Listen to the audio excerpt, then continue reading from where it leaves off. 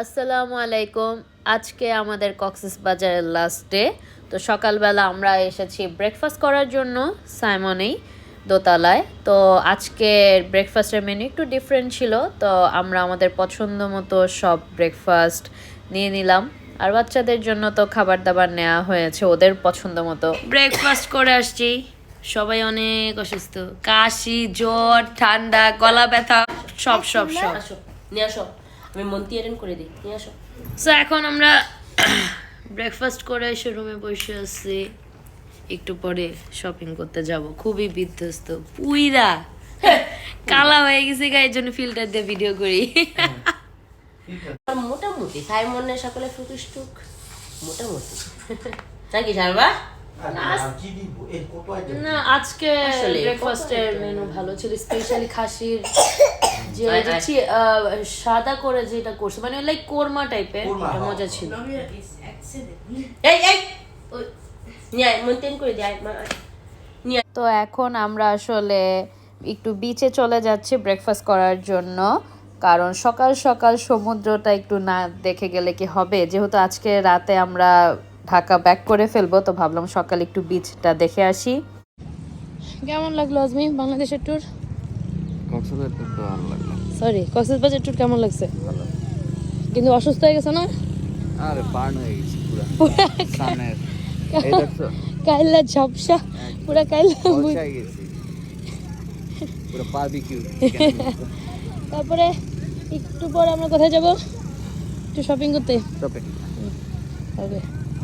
তো তখনও দেখলাম বিচে অনেক মানুষ, মানে সকাল হওয়ার পরই মানুষজন পুরো ভরে গেছে। কিন্তু ওয়েদারটা খুবই ভালো ছিল, একটু ঠান্ডা ঠান্ডা বাতাস ছিল, যার কারণে সমুদ্র দেখতে অনেক ভালো লাগছিল আর বসে থাকতেও খুব ভালো লাগছিল।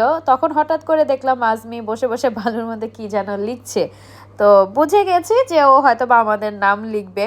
আসলে বাংলাদেশে যাওয়ার পরে আমাদের তিনজনেরই শরীর অনেক খারাপ ছিল, তার মধ্যেও কক্সবাজার এসেছি। তো আজমি বলছিল যে বিচের মধ্যে আমাদের নামের অক্ষর দিয়ে লিখে দিয়ে যাই, এটা থেকে যাবে। তো আমি হাসছিলাম আর বলছিলাম এটা একটু পরেই চলে যাবে।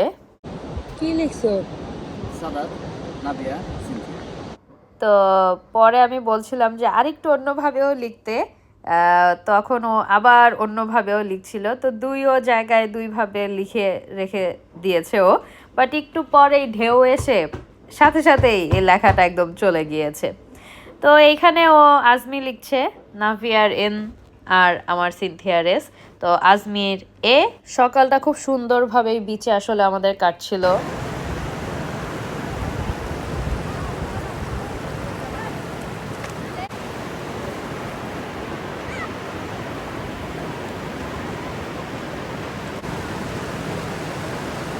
দূর থেকে সাইমন হোটেলটা দেখা যাচ্ছে। একটা হ্যাঁ তোমার রইলো, দাঁড়াও। এগুলো সব ম্যাচিং করে ওই ছেলে আর আমি করলাম। এগুলো দুইটা। আল্লাহ মনে আবার একটু ম্যাচিং করে দে দুইটা। আমি বাসায় গিয়ে এগুলো সব করে দিব। করে দেব না এমনি দেখলে বুঝা যাচ্ছে সেট হ্যাঁ, মানে একই রকম। এই যে ও নিয়ে আসে কানের দুল, এই যে আপু এই যে ও নিয়ে আসে কানের দুল, কি দেওয়ার দরকার আছে? না না কানের দুল আবার এটা বাসা পুরি আছে, ধলা আছে, কাসকি আছে,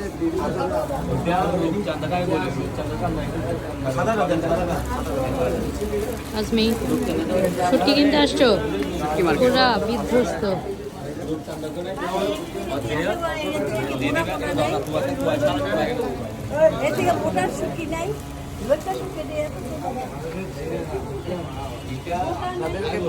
তো ফাইনালি আমরা শুটকি মার্কেটে চলে আসছি শুটকি কেনার জন্য।